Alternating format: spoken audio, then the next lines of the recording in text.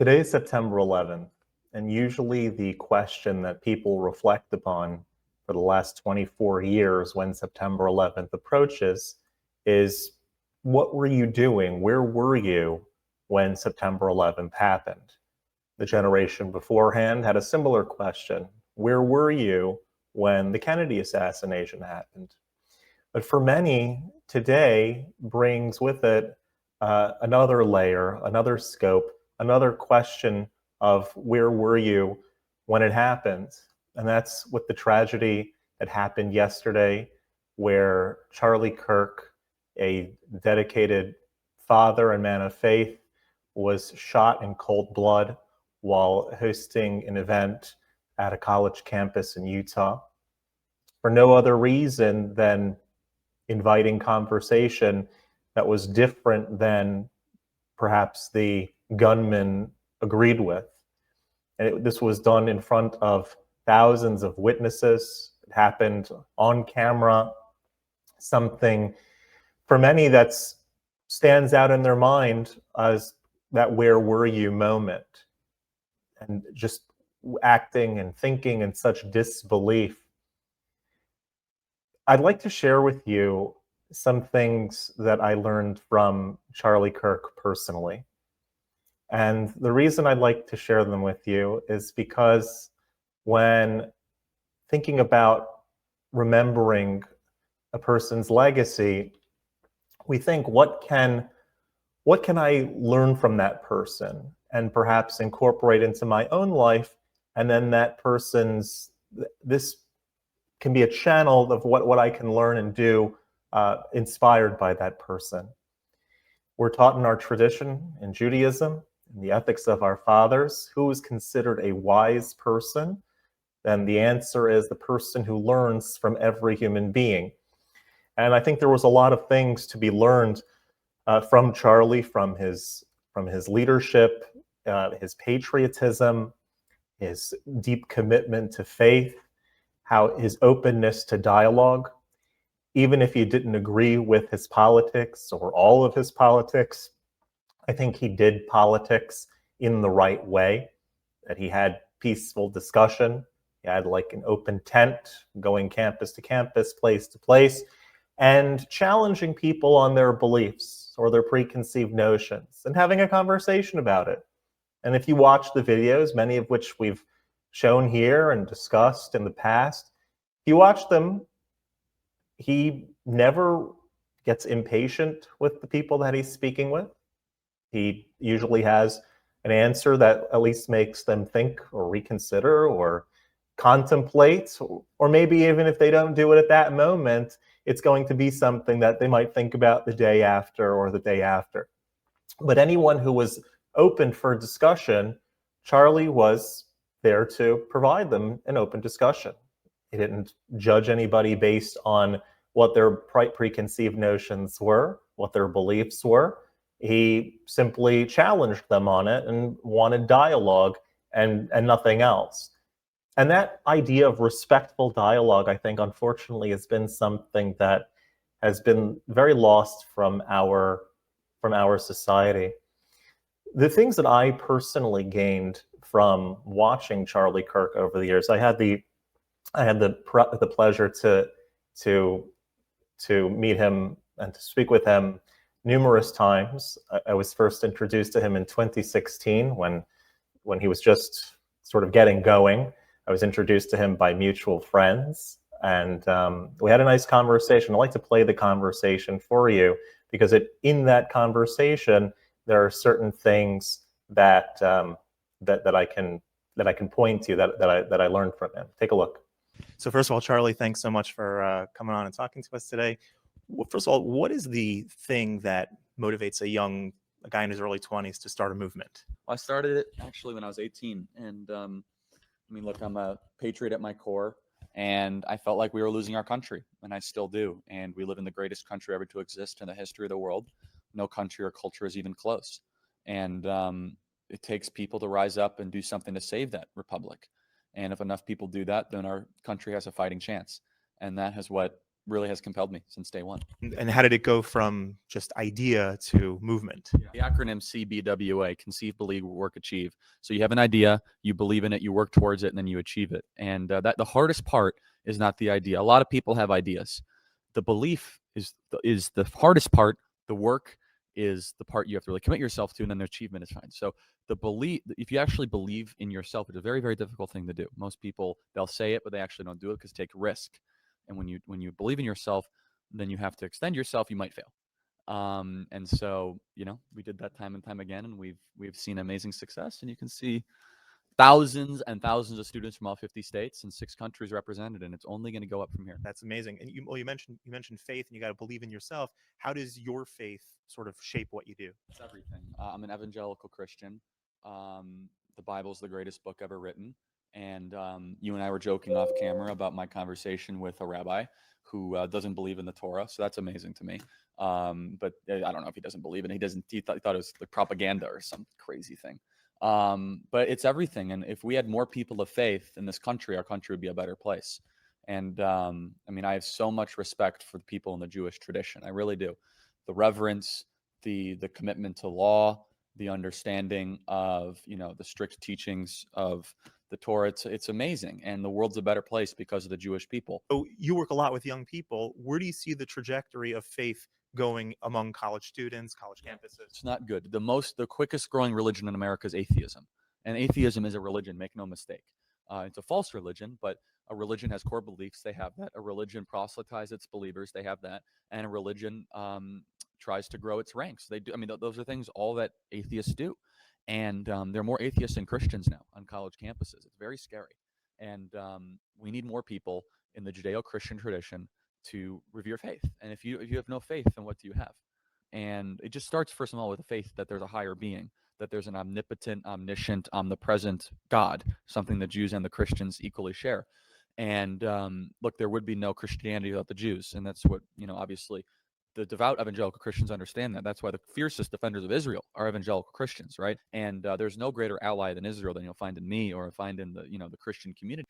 So the first thing that I saw right away was his strong dedication to faith, and his strong dedication not only to belief in God, but belief in himself and belief in the ability to make a real change, to make a lasting change. It takes a lot for a person 18 years old to have the vision to say, I'm going to start a movement. I'm going to get people to get back on the track that I believe is the right track, and do it in a peaceful way through having discussions, having influence, having debates with people, inviting people who are on the other side of the political aisle, inviting people who think very different from me about a lot of things. He was recently on Gavin Newsom's podcast, who he was probably diametric opposites with as far as their political beliefs. He's had Cenk Uygur at his events. Again, someone who shares very, very different beliefs,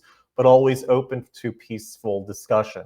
And to have an 18-year-old with that sort of vision to try to make the country a better place in an organic and peaceful way is really, really noble.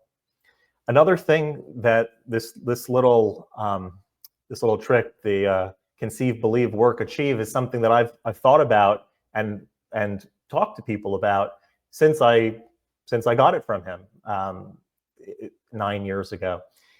This is something that really did stick with me, and that the most important focus in making something achievable and doable, that make it take place, was this belief, the belief in yourself.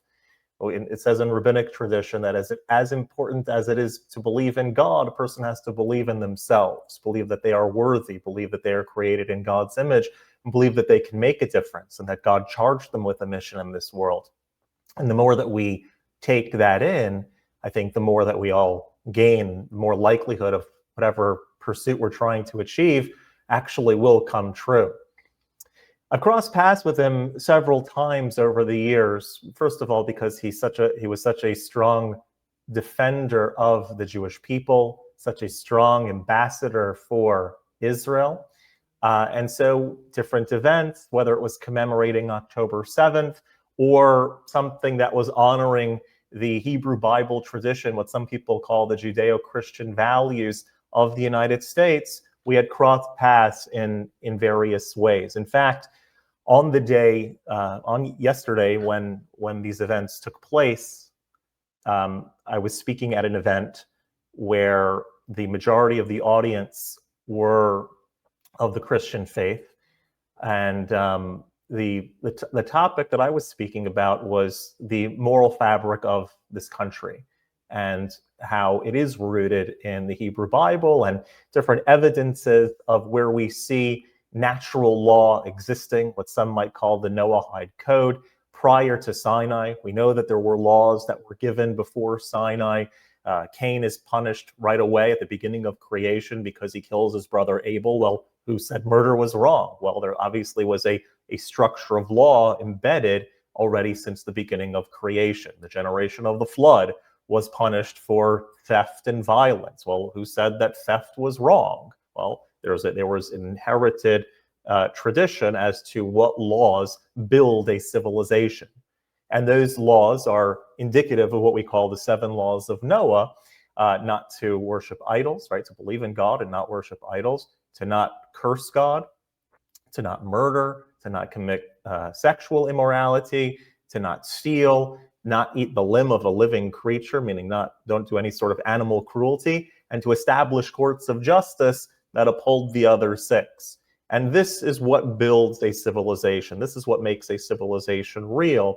And this is what people of all faiths, no matter what your background is, hopefully can agree on these matters, right? At least that your actions should reflect them. Even if you personally don't believe in God or have a different concept of what God is, as long as you're living with these core tenets, the country, civilization will survive. Your personal beliefs are your business. However, as a country, as a society, even if you personally don't believe in God, as a society, we need to act as if there is a God.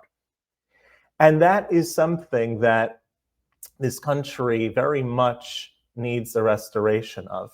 And we were talking about that. I was talking about that at the conference. And there were some representatives from Turning Point over there. And we had a discussion about maybe we should do, about the idea of giving that same talk, of having that same discussion with faith leaders in Turning Point Faith. And the representative that was there was going to reach out and try to make that something that might happen, something to be a discussion on the discussion table. And then an hour later, we get the news, and the world was watching, that he had been shot, and that there were mixed reports as to what was going on from there, until we heard the final confirming news that what had taken place, that he had passed away, he had died from gunshot wounds, and that the killer, unfortunately, was still at large, had not been taken into custody yet. But it's something, it is a reflection point for all of us to look inward and think about our country, think about the direction that, even if you didn't agree with Charlie's inherent message, the idea of dialogue with people from the other side and having meaningful exchange and debate of ideas. Charlie talked to Bill Maher as well. I mean, all sorts of people. Usually people like to stay very much in their own echo chamber, but he reached across the aisle at least to engage in this sort of discussion. And it's a very sad thing. It's a sad day for America. It's a sad day certainly for Charlie's wife and his young family, which we certainly should be praying for.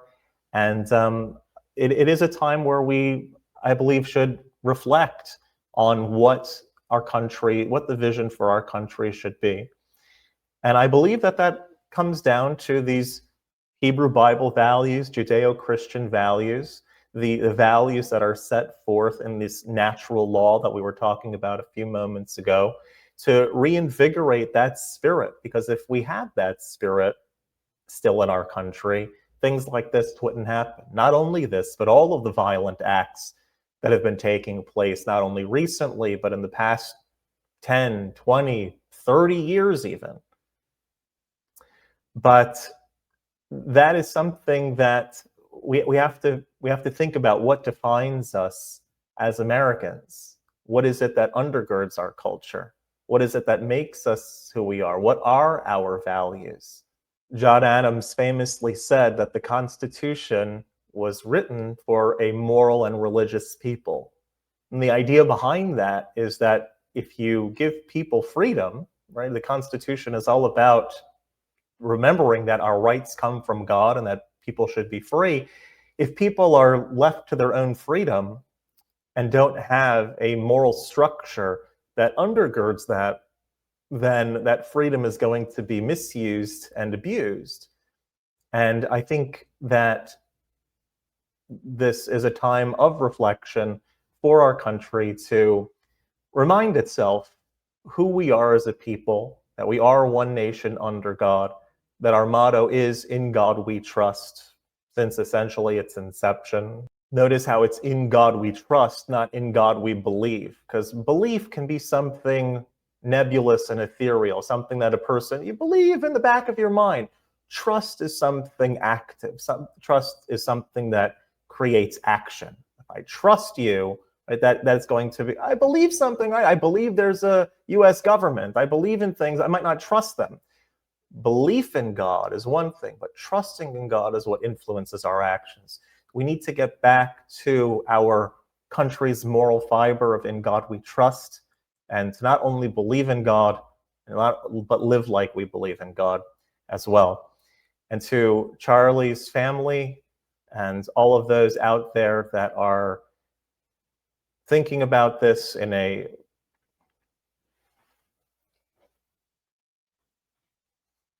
And so to Charlie's family and those around the country and around the world who are taking this in a very strong way, I've been seeing all sorts of texts, emails, calls, all sorts of that people say, Charlie wasn't, I never met him before, but he had such an impact on my life. To all of those out there that are grieving, perhaps we can join together in a prayer that unites us all, a prayer from the Hebrew Bible, Psalm 23. If you'd like to say it along with me, I think we can always say prayers on behalf of others and be inspired by the good things that we learn from them. So let's say Psalm 23 together in whatever Bible text you may have handy. If you're not, you can look it up online. But the Lord is my shepherd, I shall lack nothing. He makes me lie down in green pastures. He leads me beside still waters. He guides me in righteousness for his name's sake. Though I walk through the valley of the shadow of death, I will fear no evil, for you are with me. Your rod and your staff will comfort me. You prepare a table before my enemies. You have anointed my head with oil. My cup overflows. Only goodness and kindness shall follow me all the days of my life, and I shall dwell in the house of the Lord for many long years. And so may God bring comfort to the family, to his family, comfort to our nation, and comfort to all those that are grieving from all of the political violence and tension that is going on in our country, and lead us back to a life guided by goodness and godliness. Thank you very much.